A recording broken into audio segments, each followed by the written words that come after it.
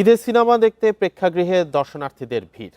সিনেমাপ্লেক্সগুলোতে সাকিব খানের প্রিন্স প্রদর্শনে কারিগরি জটিলতার কারণে দর্শক টানছে নিশোর দম।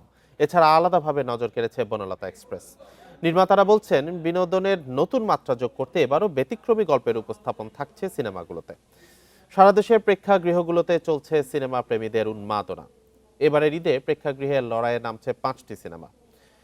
প্রেক্ষাগৃহে দেখা যাচ্ছে সাকিব খানের prince, once upon a time in Dhaka, Afran নিশোর দম, 4 নারী অভিনয় শিল্পীর প্রেসার কুকার, সিয়াম আহমেদের রাক্ষস এবং একগুচ্ছ অভিনয় শিল্পীর বনলতা এক্সপ্রেস। সাহিত্য নির্ভর, নারীকেন্দ্রিক, থ্রিলার, ভায়োলেন্স, বাণিজ্যিক বিভিন্ন ঘরানার গল্পে সাজানো হয়েছে মুক্তিপ্রাপ্ত এই সিনেমাগুলো। আগের মতোই clean. Berger easy clean fresh, দেয়ালে দাগ থাকবে না, রাখবে সুরভিত। অন্য সময়ের মতো এবারও প্রেক্ষাগৃহ বন্টনের সবচেয়ে বেশি হল সাকিব খানের প্রিন্স। কিন্তু ঈদের তৃতীয় দিনেও কারিগরি জটিলতায় বেশিরভাগ সিনেপ্লেক্সে প্রদর্শিত হচ্ছে না সিনেমাটি। মুক্তির প্রথম দিন থেকেই দর্শক সাড়া ফেলছে আরফান নিশোর দম, সিয়ামের রাক্ষস। কথাসাহিত্যিক হুমায়ুন আহমেদের কিছুক্ষণ উপন্যাস অবলম্বনে নির্মিত বনলতা এক্সপ্রেস ও আছে অনেকের পছন্দের তালিকায়।